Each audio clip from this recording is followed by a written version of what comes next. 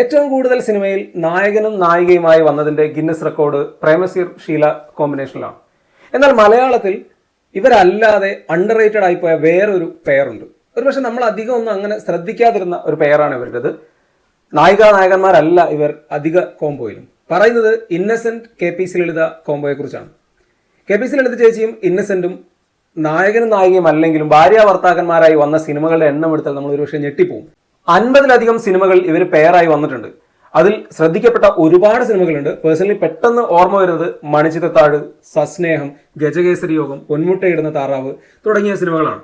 ഇതല്ലാതെ ഒരുപാട് സിനിമകളിൽ അവർ ഒരുമിച്ച് വന്നിട്ടുണ്ട്. ഇപ്പൊ സത്യാന്തിക്കാടിന്റെ സിനിമകളിൽ പ്രത്യേകിച്ചും അവസാനം എനിക്ക് തോന്നുന്നു സ്നേഹവീട് സിനിമയിൽ ഇവർ ഒരുമിച്ചിട്ടുണ്ടായിരുന്നു. എല്ലാ സിനിമകളിലും വളരെ വ്യത്യസ്തമായിട്ടുള്ള ക്യാരക്ടേഴ്സാണ് ഇവർക്ക് ലഭിച്ചിട്ടുള്ളതും ഇവരത് ഗംഭീരമായി ചെയ്തിട്ടുണ്ട്. ഇന്നസെന്റ് പലപ്പോഴും പല ഇന്റർവ്യൂസിലും എടുത്ത് പറഞ്ഞിട്ടുമുണ്ട് KPC ലളിതയുമായിട്ടുള്ള കോമ്പിനേഷനെ കുറിച്ച്. എപ്പോഴും ഒടക്കിന്റെ ഒരു ലൈനിലൊക്കെയാണ് ഇവരുടെ ഒരു കോമ്പിനേഷൻ ഭാര്യ ഭർത്താക്കന്മാരായിട്ട് വരാറുള്ളത്. ഏറ്റവും ഇഷ്ടം തോന്നിയ കോമ്പിനേഷൻ ഗജകേസരി യോഗത്തിലേതാണ്. അതുപോലെ തന്നെയാണ് പൊന്മുട്ടയിടുന്ന താറാവിലും. ഇതിൽ നിന്നൊക്കെ വ്യത്യസ്തമായിട്ട് മറ്റു പല സിനിമകളിലും ഇവരുടെ കോമ്പിനേഷനിൽ വന്നിട്ടുണ്ട്. പക്ഷെ അധികം ആരും അങ്ങനെ എടുത്തു പറയുന്നത് കണ്ടിട്ടില്ല.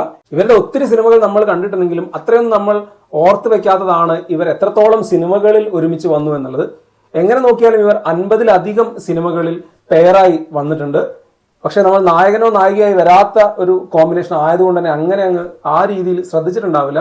പക്ഷെ എടുത്തു നോക്കിക്കഴിഞ്ഞാൽ നമ്മുടെ ഓർമ്മകളിൽ പോലും ഇവർ കോമ്പിനേഷനിൽ വന്ന ഒരുപാട് സിനിമകൾ ഉണ്ടാവും.